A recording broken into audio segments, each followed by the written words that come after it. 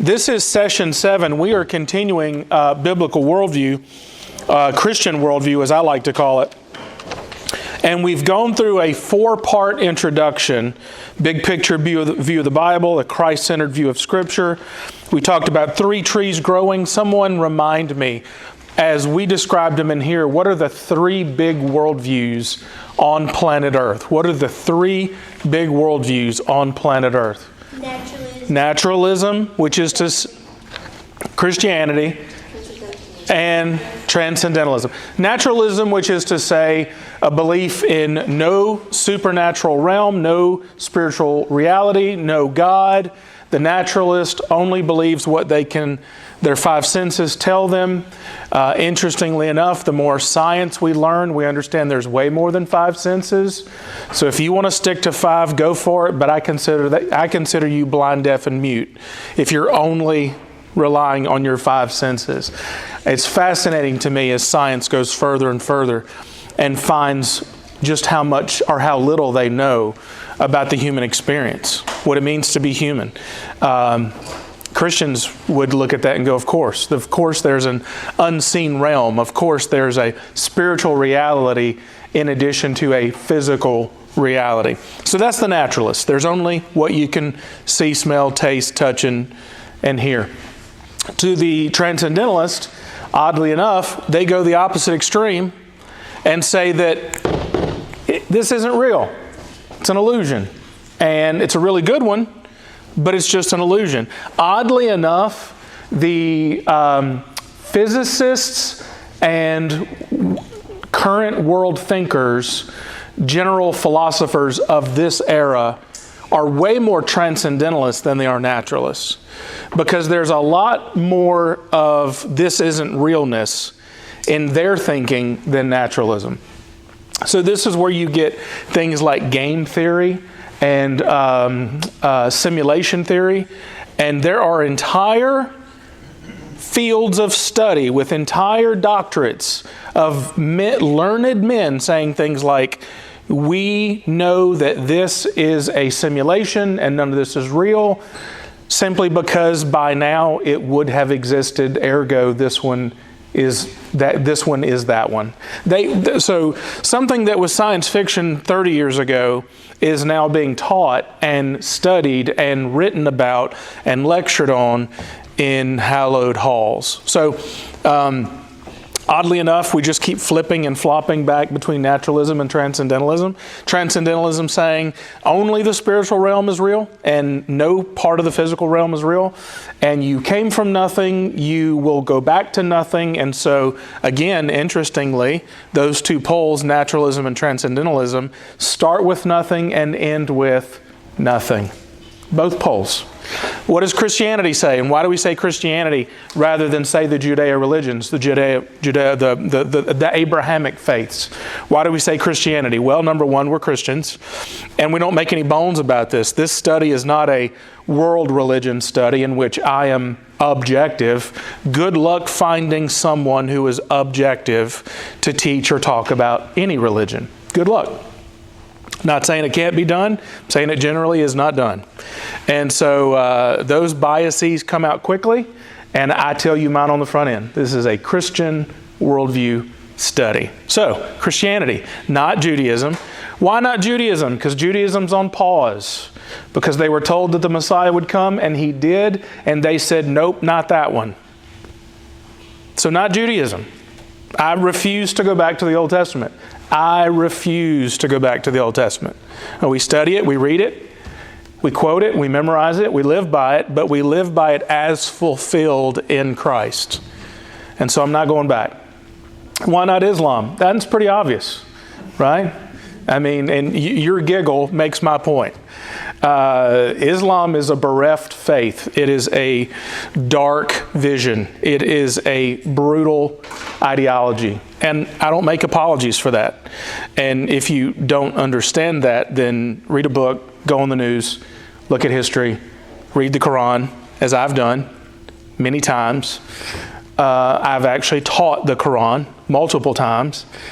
And it's just not worth my time. So, why do we say Naturalism, transcendentalism, Christianity, because Christianity is the greatest of the Abrahamic faiths and the one true reality. So there we are, 3 trees.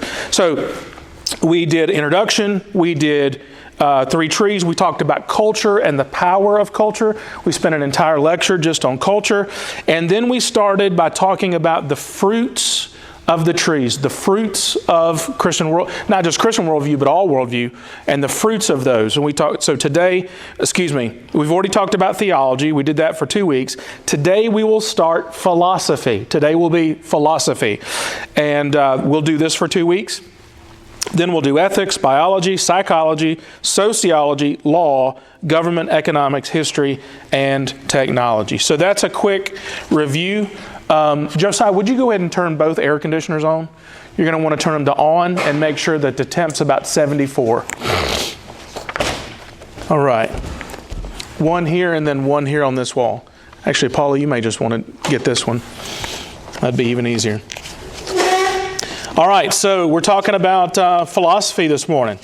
When we do these in 2 sessions, the first session is more explanatory. It's like a super entry-level course on the topic. And then usually the second week, we get into the nuts and the bolts of how Christianity is superior to every other worldview as it relates to the topic. So remember, philosophy is a fruit, and there's a lot of ways you can view it. You could be a Christian philosopher, you could be a naturalist philosopher, you could be a transcendentalist philosopher, you could be a Christian who believes this and that, you could be an atheist who believes this and that. So a lot of these things are going to be messy in the telling, and so today we just want to give an entry-level understanding. So let's look at 2 verses. Can I get Ian?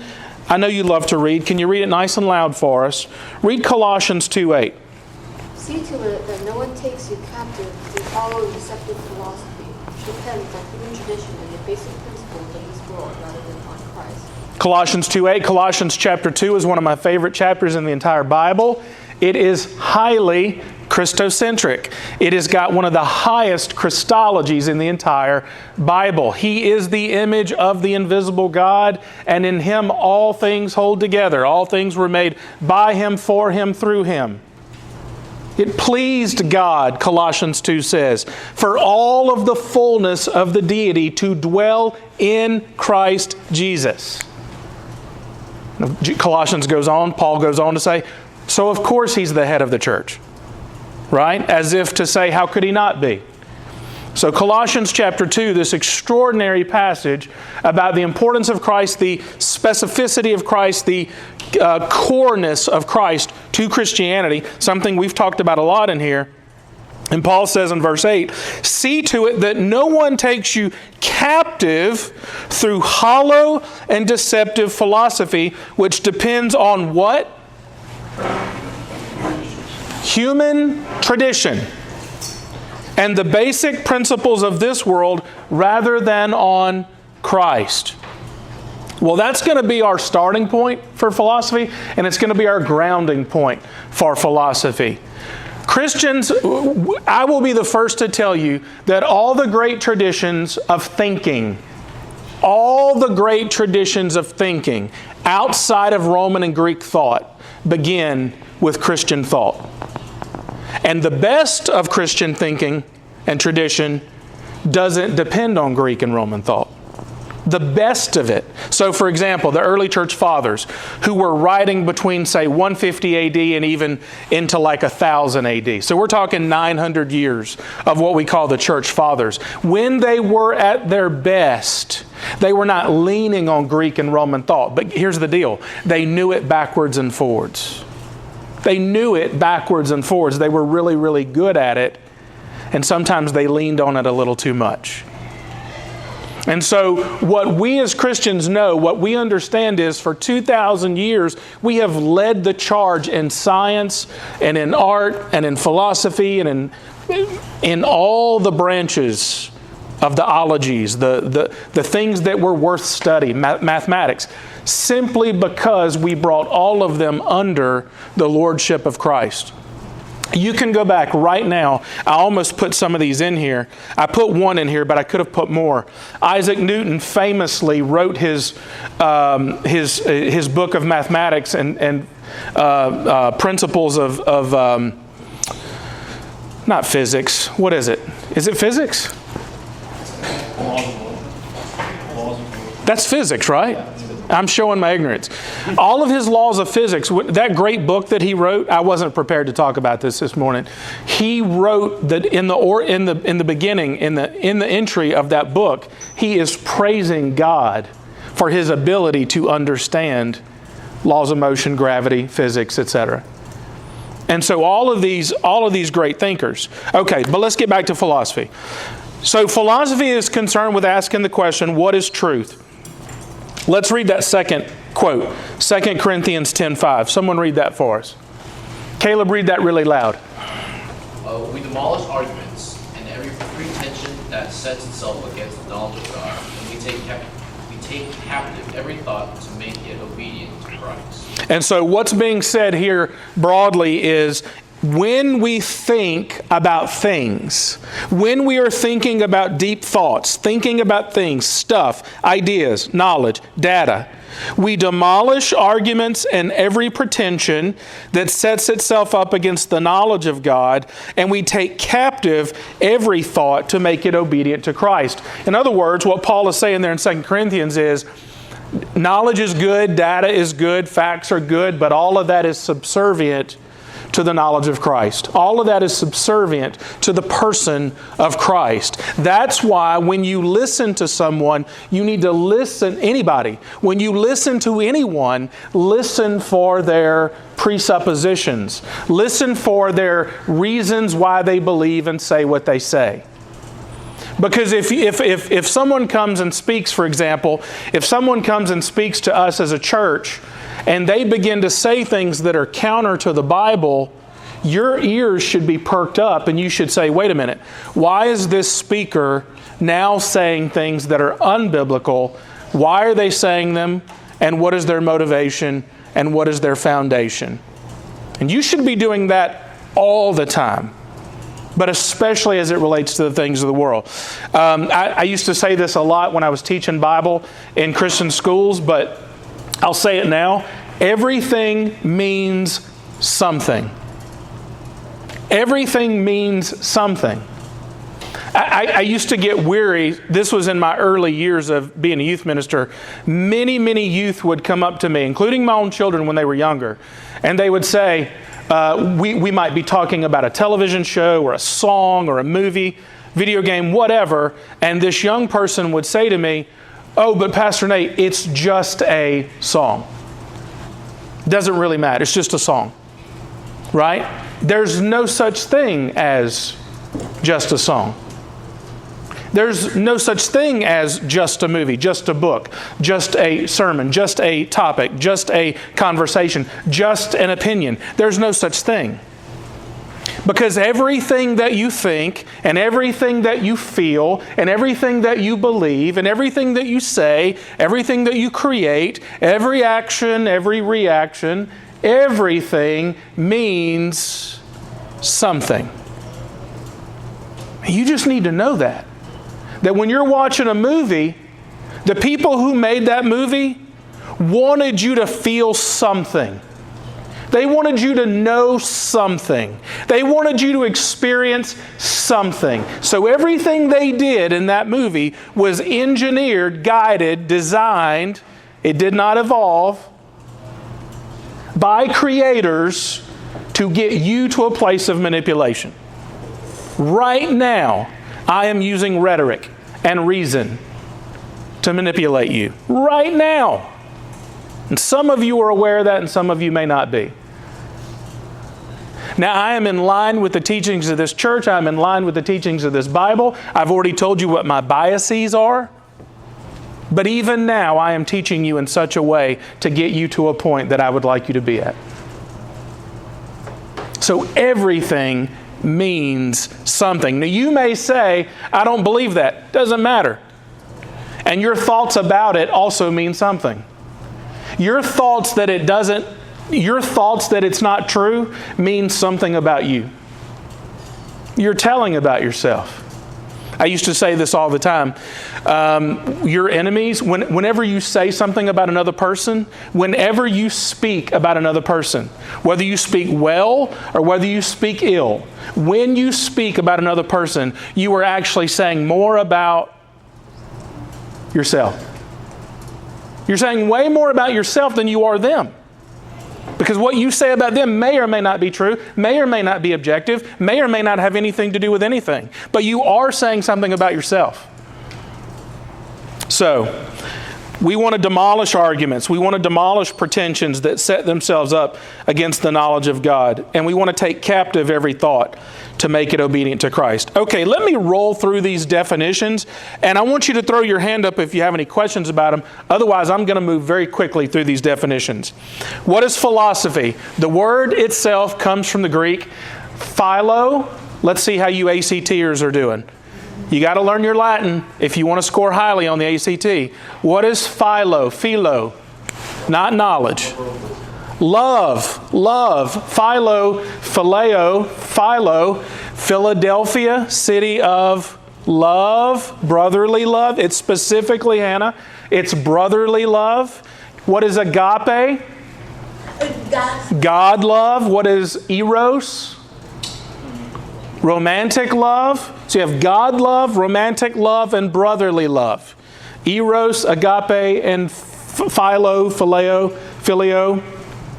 Philadelphia, brotherly love.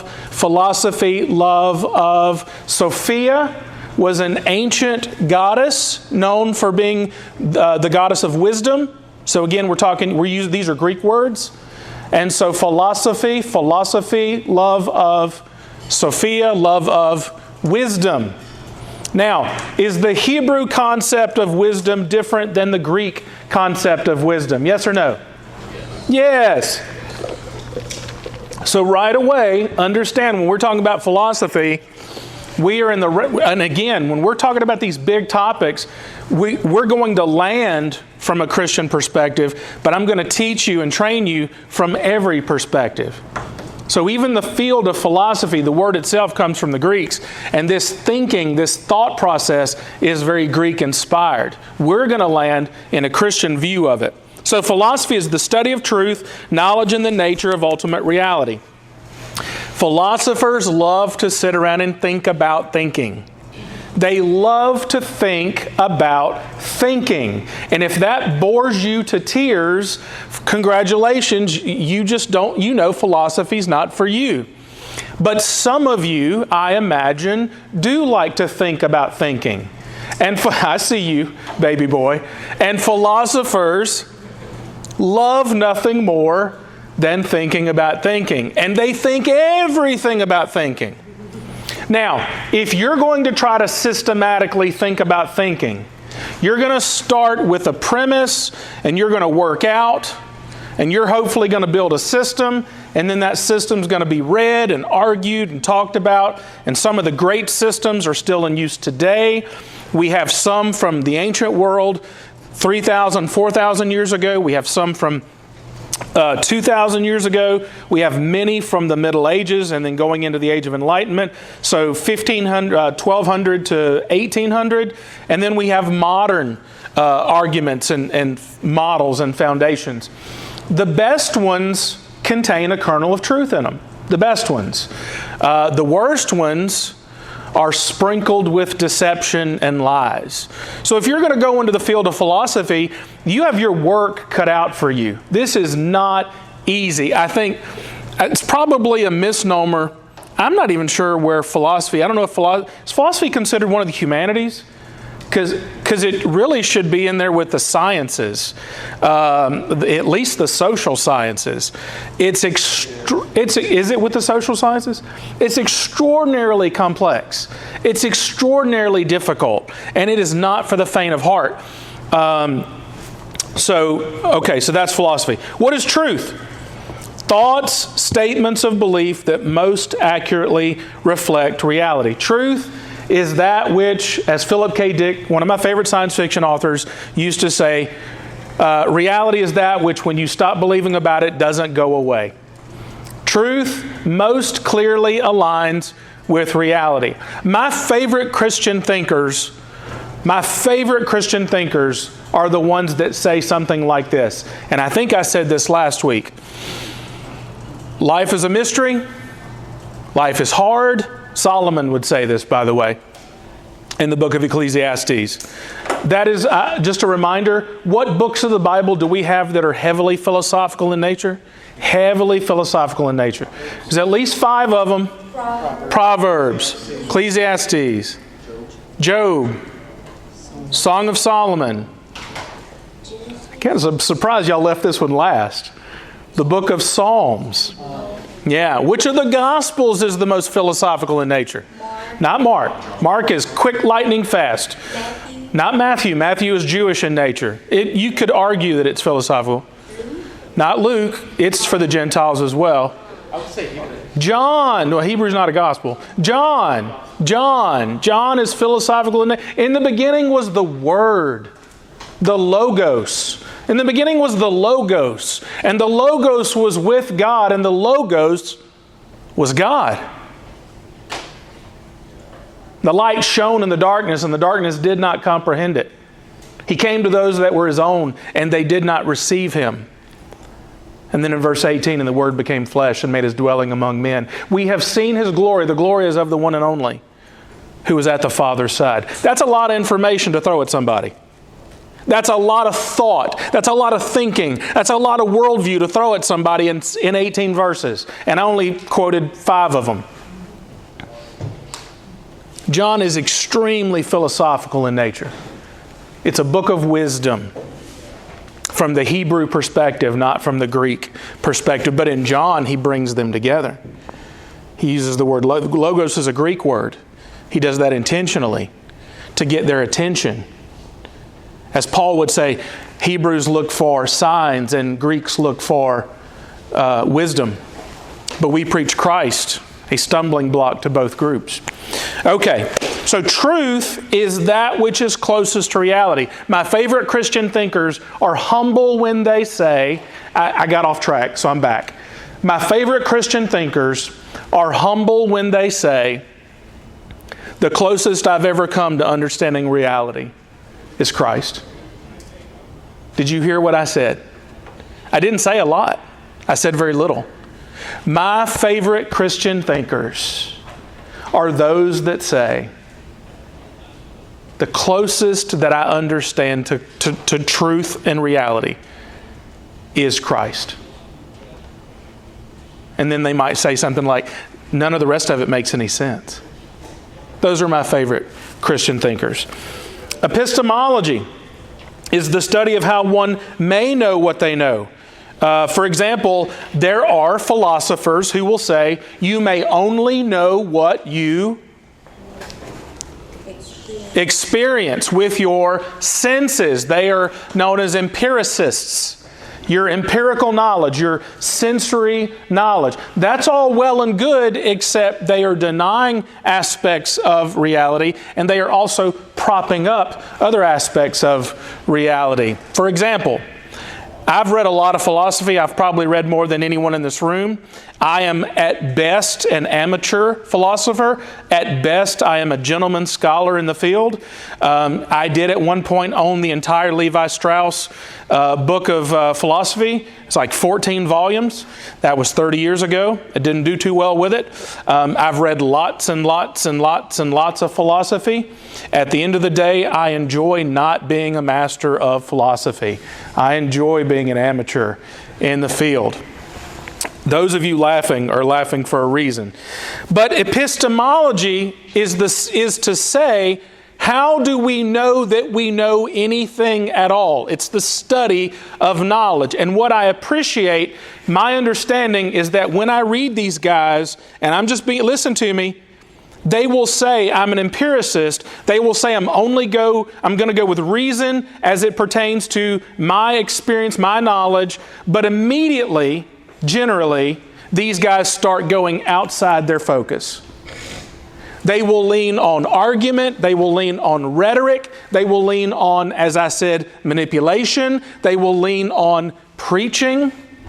Some of the best preachers I've ever met are atheists. I've said that before. I'll say it again. The modern atheist movement, those guys can preach.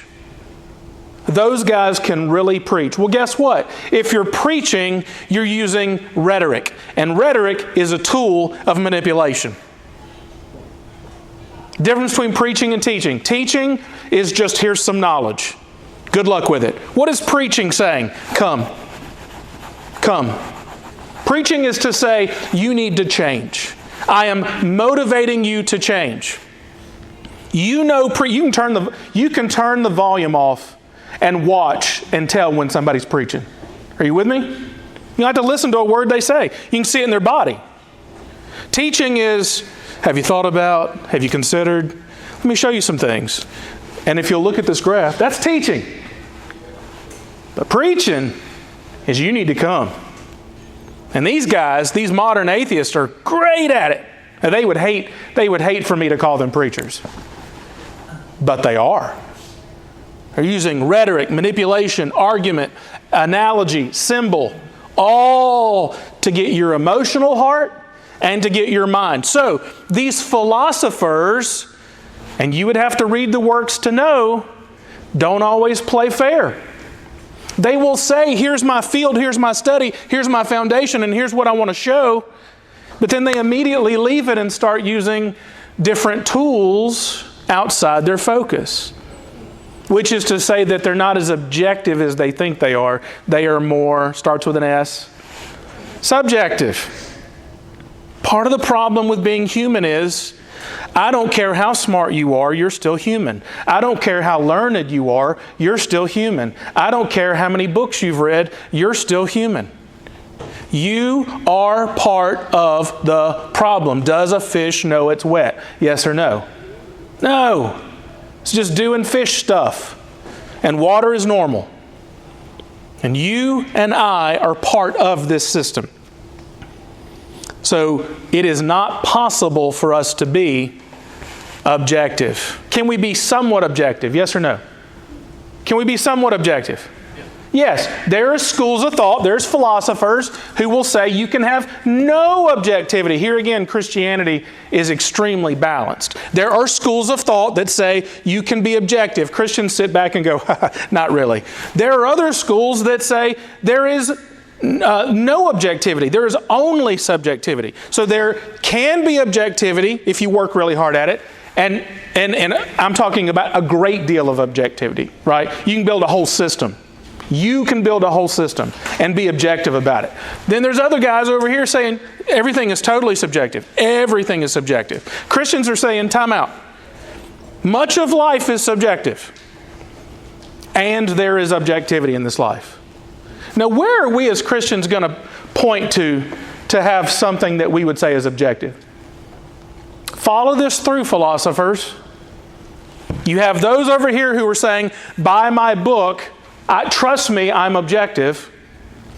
I wrote a book about the origins of man and the truth of life. Trust me, bro. And then there are people over here writing books saying there is no objectivity on planet Earth. Everything is subjective. Christians are saying there is both objectivity and subjectivity. Where are we pointing to? It wasn't a complex answer. We are arguing, remember what I said about three forms of, did I say this part yet? There's three basic, when we think about the three trees, there's three ways that we can think about where does truth come from. Remember, we're talking philosophy this morning. Where does truth come from? Don't think about Christianity, transcendentalism, and naturalism for the moment, because some of these dance around. You can have a Christian who believes a couple of these, a naturalist who believes a couple of these, and a transcendent. So don't think about naturalism, transcendentalism, and Christianity. Think about it in this way. Reason, experience, or revelation. Reason, experience, or revelation. A Christian is going to say there is objective truth. Why? Because we didn't come up with it. right? Because a Christian is going to say, it's really, really, really, really, really hard to be objective. Why? Because we're broken, we're fragile, we're frail, we have biases, every single one of us. I am aware of my biases, not all of them.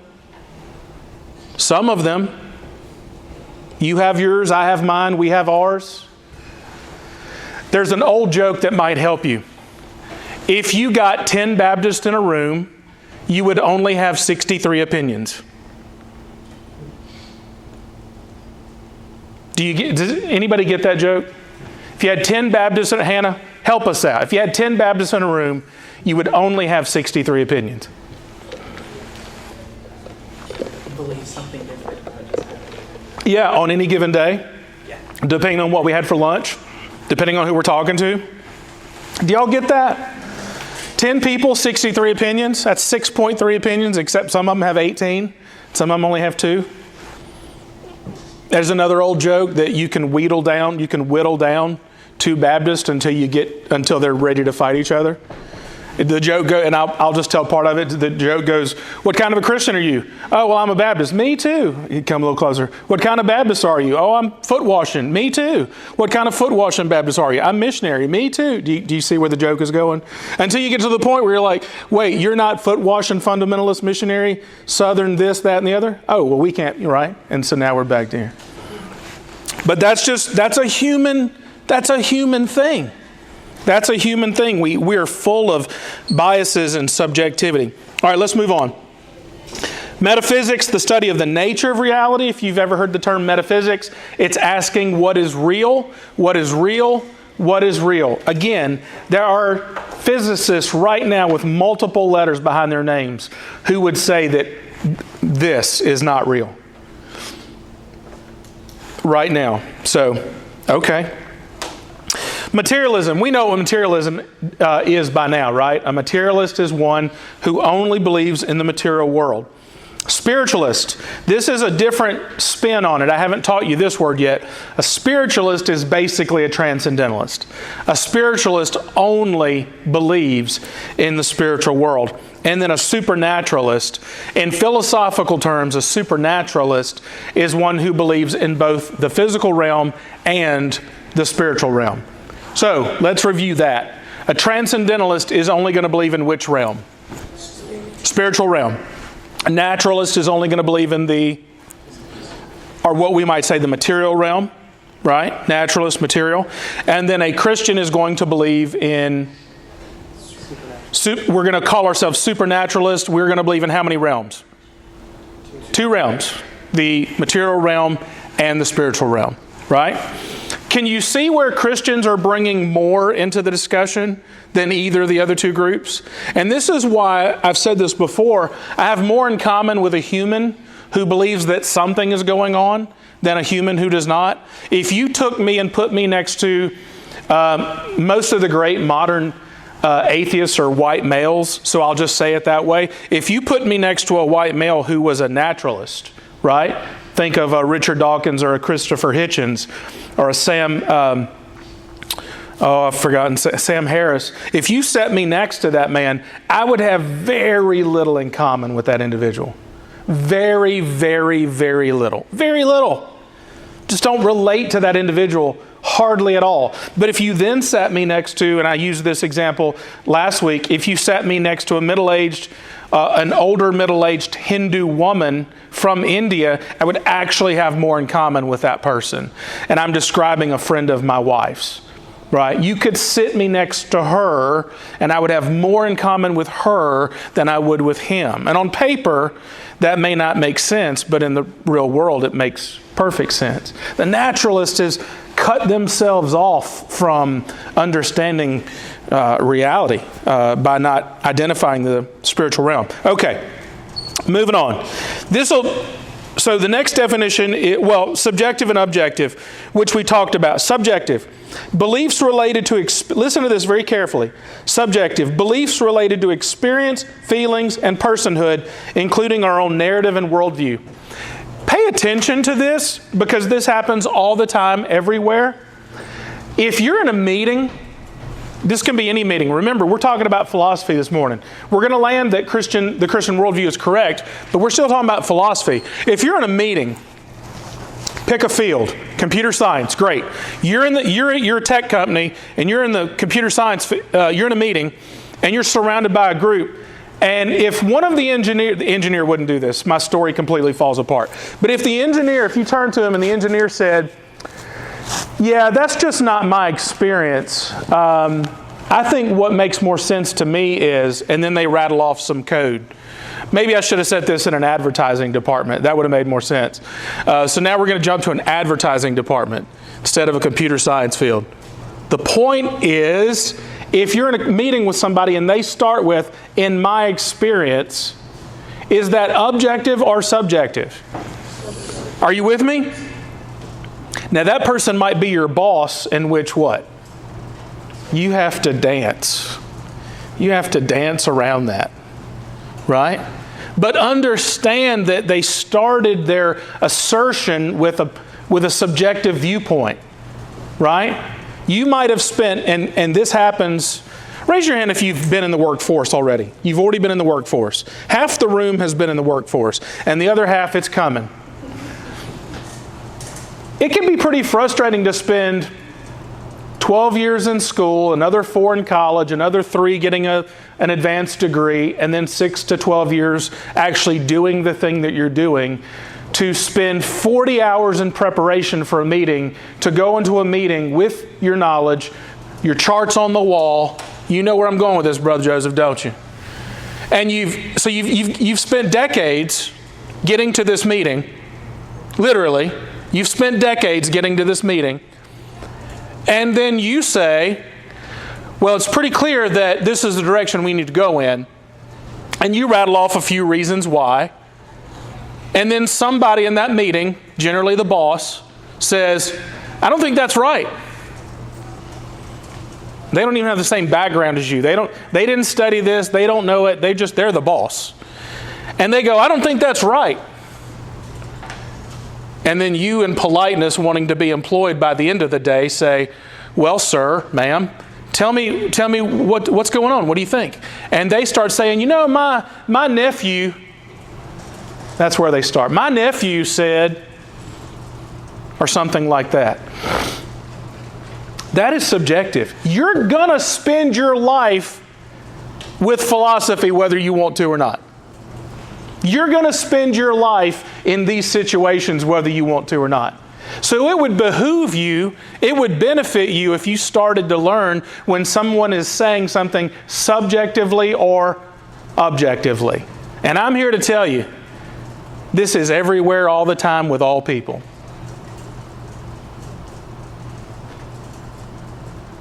Subjective versus objective is beliefs related to data, things aligned with reality, including facts and evidence. Reason and logic is related to this as well. Reason and logic.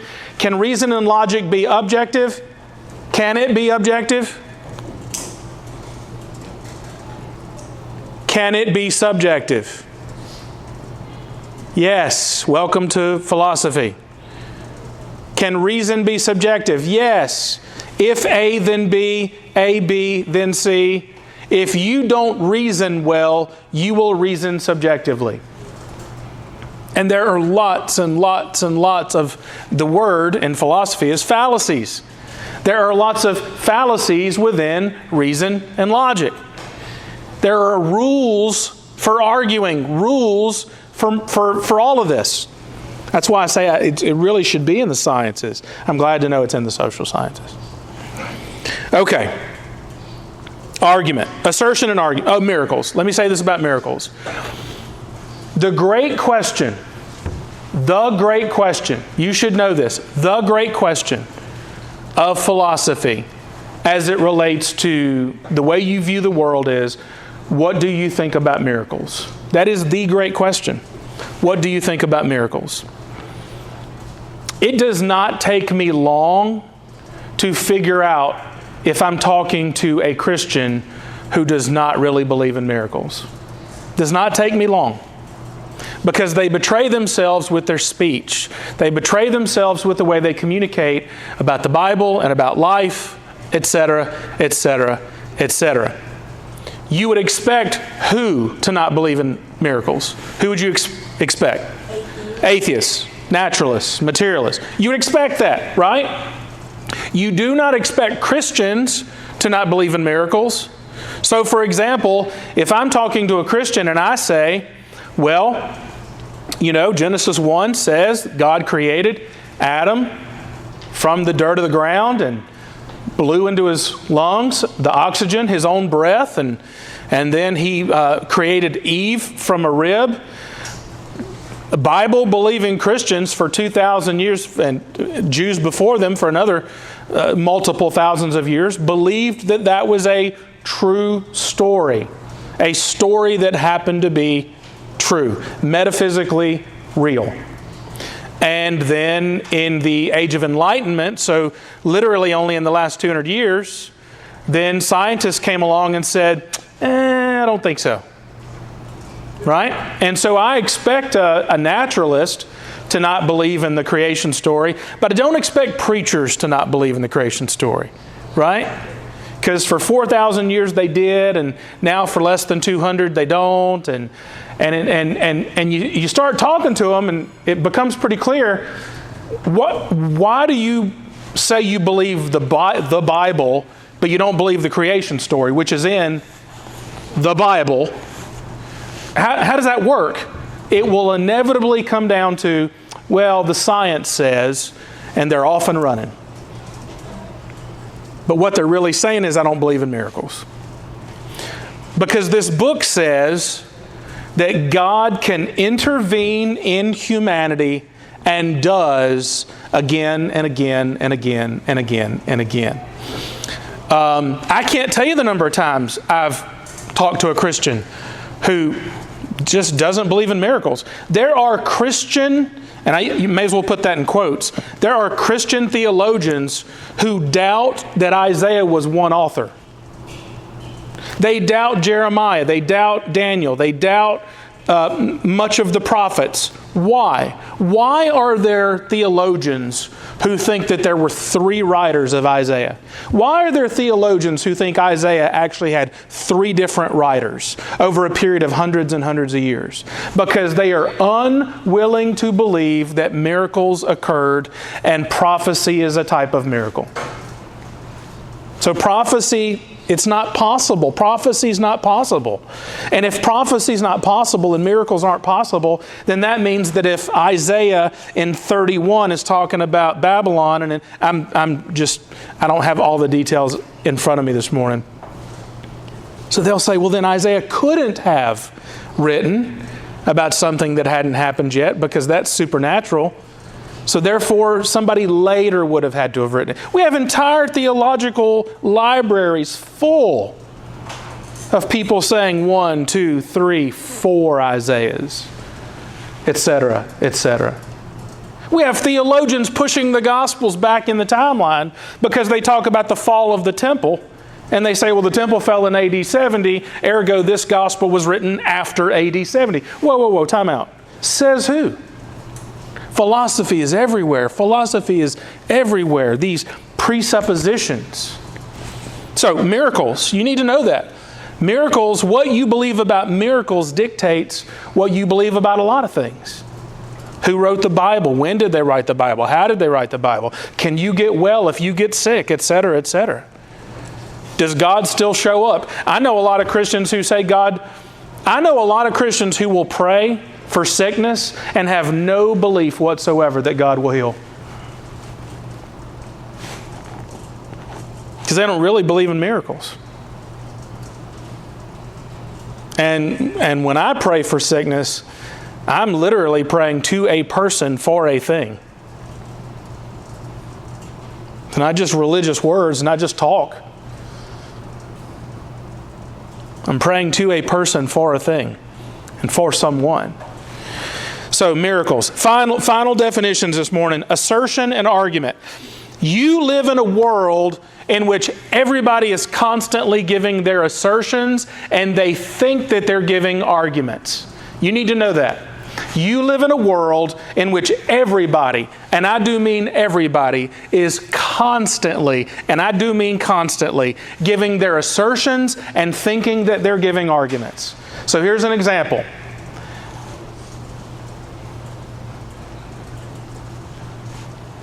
The New Orleans Saints are the best football team of all the NFL teams. And they'll argue with you for 6 hours. The New Orleans Saints are the best football team in the NFL. That's an assertion. An assertion is an opinion. An assertion is a statement of belief or opinion. And that person will argue you for 6 hours that the that the Saints, New Orleans Saints, are the best team in the NFL. And they'll rattle off all kind of stats that were important 15 years ago, but not so much now. And they'll talk about the plays that they run, even though they're not successful. And they'll just go on and on and on and on. An argument is, who's the best team in the NFL right now? Anybody know? Philadelphia? Really? Really? You're not just saying that? Statistically. All right. For the sake of argument, we will say that it's the Chiefs. Kansas City Chiefs are the best team in the NFL. But to make that an argument, Sam, you got to do what?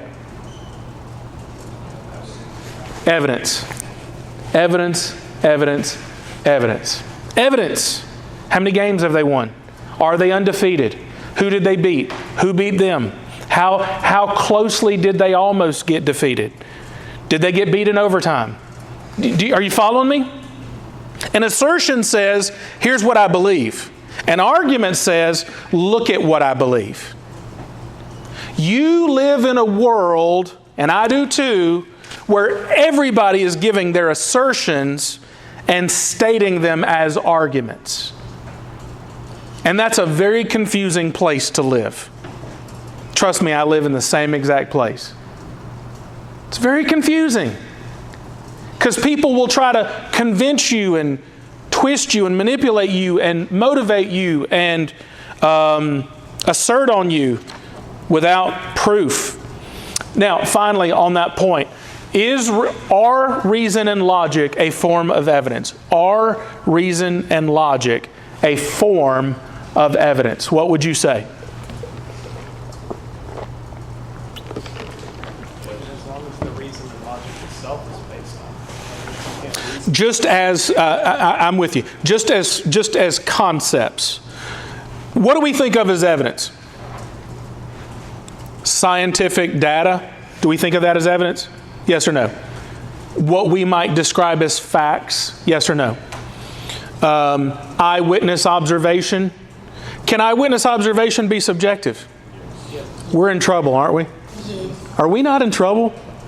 Have 5 people watch a bank robbery and then have them talk to the cops. Good luck. Was he white or black? How tall was he? Was he right-handed or left-handed? Really? Good luck. Good luck. Are humans good at trusting our own eyes and then observing it and then stating it, restating? Are we good at it? Turns out, not really. How about our memories? How are our memories? Your memories are scientifically proven to be let me start over. Your memories and mine are proven to be scientifically almost fully untrustworthy.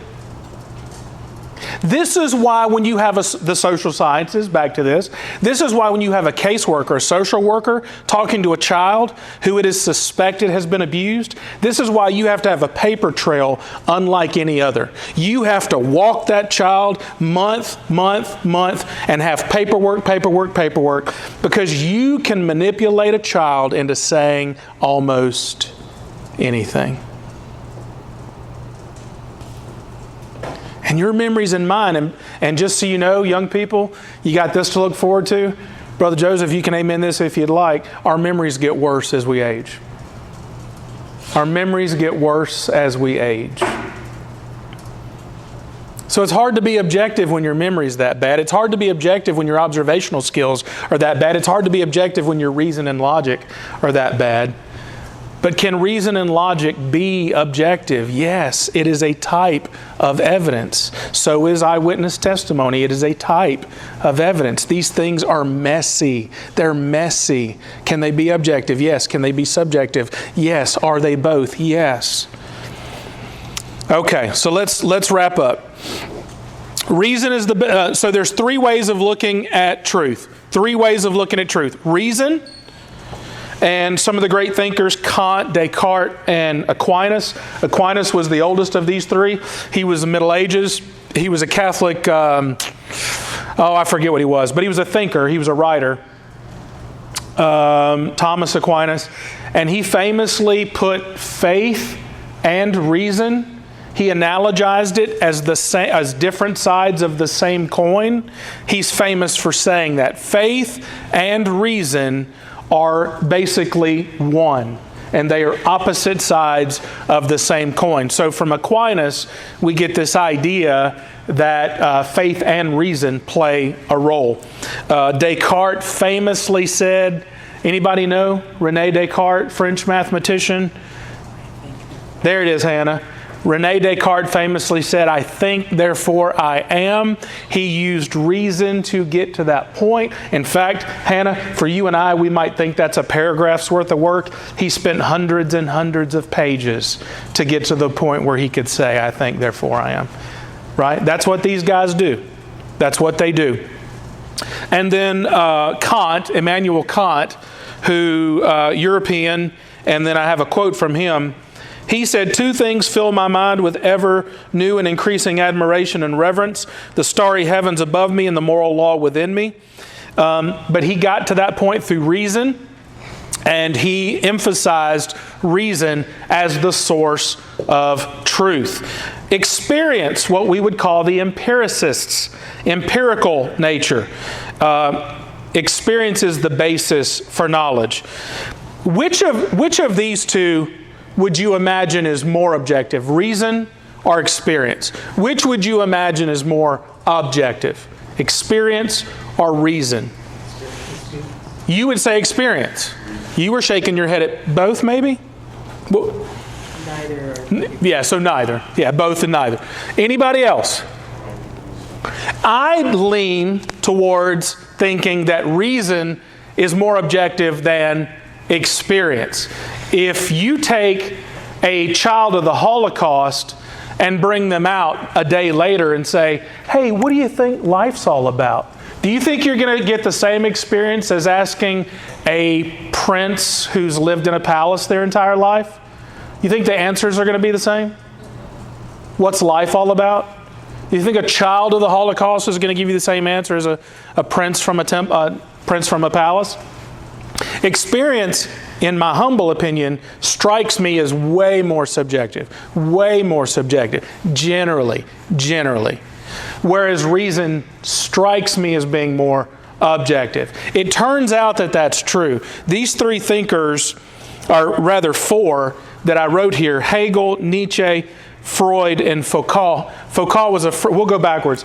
Foucault was a French philosopher, and he's pretty much one of these guys that would say everything's subjective, there is no truth, there is no ultimate reality, and everything's an illusion. He's a lot of fun at parties. And these guys have all influenced the world to a large degree.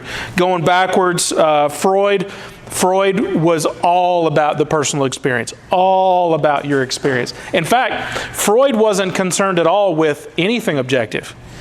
He would argue that there is no objective. He would only say that the personal is all, right? Your experience, your desires, your thoughts, your emotions, your feelings, you. What's going on with you? Well, by definition, that's entirely subjective, right?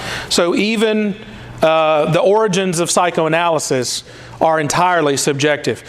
He was pulling notes from Nietzsche, Friedrich Nietzsche, and Nietzsche, again, an experiential guy, German philosopher, who famously, so if Descartes said, I think, therefore I am, What did Nietzsche famously say? 3 words. God is dead. So, is he leaning on anything supernatural? No. He's a pure naturalist. He's also somebody who thinks we can start over and make our way through it. So, he's definitely an experienced guy. Nietzsche is an experienced guy. And then, of course, the granddaddy of this group, Hegel, I think his name is Friedrich. I don't know. Wilhelm. I don't know. Man, all these names run together for me. Too many names. Hegel, Austrian. Again, it all runs together. Hegel, earlier than this group, he's the granddad, and he's arguing for the dialectic. He's arguing that your knowledge comes from your experience, comes from your journey, your story, and that over time it will be synthesized and make sense to you in a particular time and place, and it doesn't really have to make sense to anybody else in any other particular time and place. Okay, and then finally, Revelation. Again, talking about philosophy. People who lean on reason think that they're smarter than people who lean on experience. The reason crowd is, they're a pretty arrogant crowd, as you'd imagine, because they think they've got the keys to the kingdom. They think they've figured it out. But whether you believe in experience or whether you believe in reason, at the end of the day, you're still leaning on who? You're leaning on you. You're leaning on yourself. To the group of philosophers who believe in revelation, who believe in miracles, who believe in the divine, revelation says, where does knowledge come from? Where does truth come from? It comes from outside of me, right? By definition, revelation doesn't begin from me out. Revelation comes from here down, right? Revelation is a God thing, not a me thing. And so, can a Christian, can a philosopher who believes in revelation still use reason and logic? Yes or no? Yes. Can a philosopher who believes in revelation still use experience? Yes or no? Yes. But they don't lean on them the same way that the other two groups do. And I'll close with this. I know I went long. Revelation is the basis for knowledge. You got the greats like Augustine, St. Augustine, or Augustine. There are those who will say psychoanalysis begins with Augustine.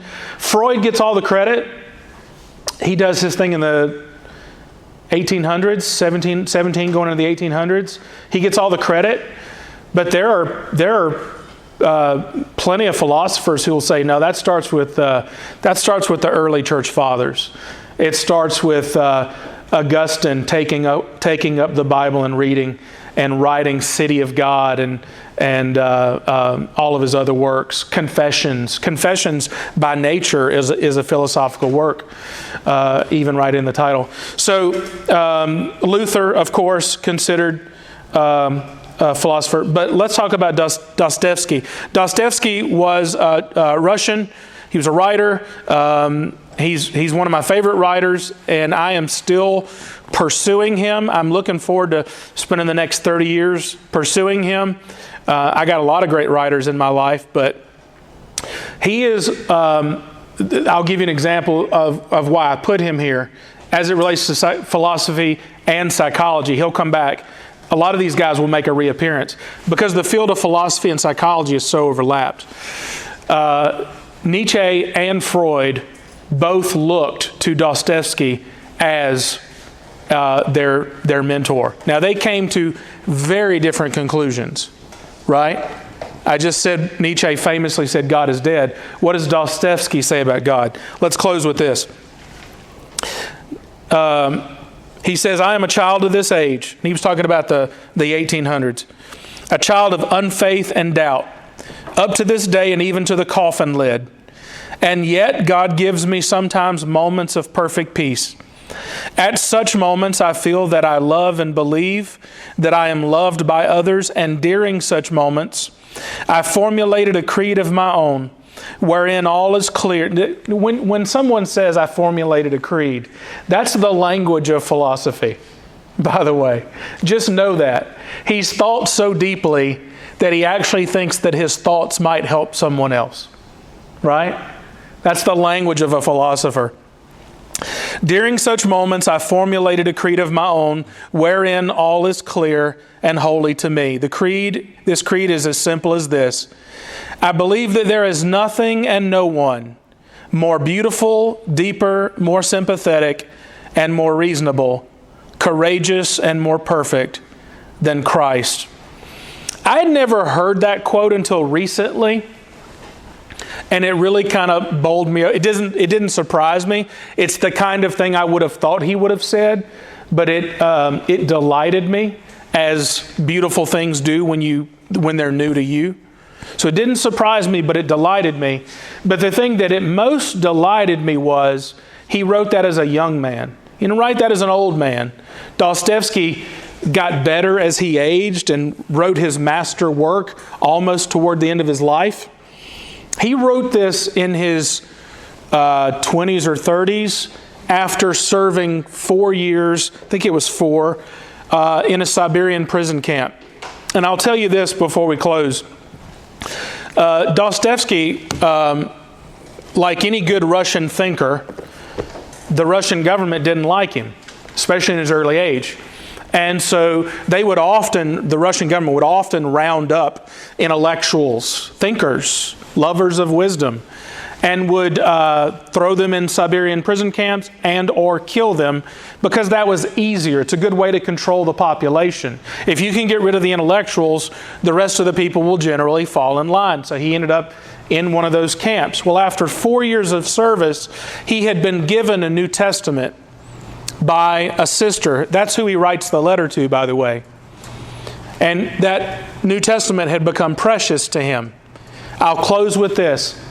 In one of his last days in that prison camp, they put him and a few other men on the firing line. And they actually lined the guns up on these young men. They actually pulled the triggers. So Dostoevsky, for all intents and purposes, should have been a dead man. And the world would never have known his name. Realistically, would have had no reason to. But the reason why they did that was to put even more fear in them. The guns were empty. The guns were empty. And it was my understanding they would do that regularly. They would do that regularly just to instill fear and oppression in those type of men. So he writes this upon leaving that camp, that he's formulating a creed. He's formulating a worldview. I started by saying this. I admire most the Christian thinkers who have a sense of humility as they say the thing that makes the most sense to them in this world, the most real, the most true, is Christ. Sam. That's exactly right. That's exactly right. Crime and Punishment, Brothers Karamazov, The Idiot, etc., etc. Notes from the Underground. He's considered one of the great writers of all time, full stop. He's considered one of the great Christian writers of all time, full stop. One of the great Russian writers of all time, full stop. And one of the great philosophers and psychologists of all time. Not too shabby. Not too shabby. So, okay. Any other questions or comments before we close?